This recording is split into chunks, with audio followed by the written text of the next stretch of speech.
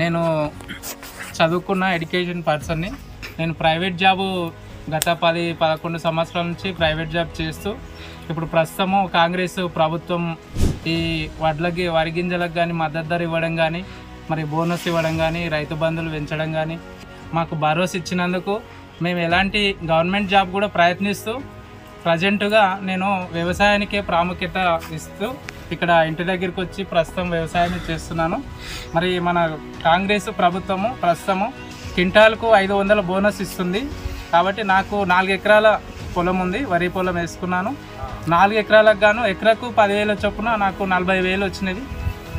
చాలా సంతోషం అనిపిస్తుంది. కాంగ్రెస్ ప్రభుత్వము రుణమాఫీలు కూడా చేసింది, ఎంబడే రుణాలు కూడా ఇచ్చింది. గత ప్రభుత్వము ఇబ్బందులు పెట్టింది, ఇప్పుడు మాత్రం ఎలాంటి ఇబ్బందులు లేకుండా మేము సాఫీగా వ్యవసాయాలు చేస్తున్నాము.